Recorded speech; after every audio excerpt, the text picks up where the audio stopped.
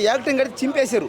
ఎలా అంటే ఒక రియాలిటీ క్యారెక్టర్ అనమాట. అంటే ఎవరైనా పెళ్ళైన వాళ్ళు పెళ్ళైన తర్వాత ఎవరైనా పక్క దేశానికి పోయా, పక్క రాష్ట్రానికి పోయినా, పక్క ఊరికి పోయినా, ఎవరినైనా ప్రేమించినా ఆ ప్రేమించిన దాంతో జంతికి జమ్మ అయినా కూడా తర్వాత మళ్ళీ వచ్చి సచ్చినట్టు పెళ్ళంతో కాపురం చేయాలి. కాబట్టి ఆ పెళ్ళంతో వచ్చే సమస్యల్ని క్లియర్ చేసుకొని ఆ ప్రాబ్లమ్ని మళ్ళీ క్లారిటీగా సమస్య మొత్తం క్లియర్ చేసుకోవడం ఈ సినిమా.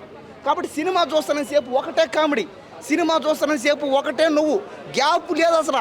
పాటల్లోనూ కామెడీయే, డ్యాన్సుల్లోనూ కామెడీయే, స్టోరీలోనూ కామెడీయే.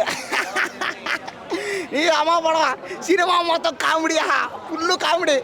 ఇంకోటి ఏంటంటే ముఖ్యంగా చెప్తాను ఏనంటే క్లారిటీగా, ఇది రవితేజ ఫ్యాన్స్ అందరూ ఒకటైపోయారు. థియేటర్ రాగానే ఓళ్ళు వదిలేశారు. అన్నీ ఎక్కువడు తక్కువడు అనే సమస్య అంతా లేకుండా పోయింది. అందరూ బంధువులు అయిపోయారు.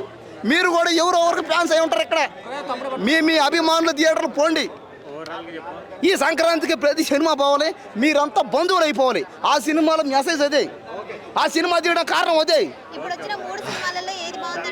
ఇదే బాగుంది, అది బాగుంది, అన్నీ బాగున్నాయి. ఏదైనా బాగుంది, అన్నీ బాగున్నాయి అన్నా. ఇటు లోకి. కాబట్టి మా సినిమాలు తీయండి, 100 మంది అమ్మాయిలతో డ్యాన్స్ వేసుకోండి.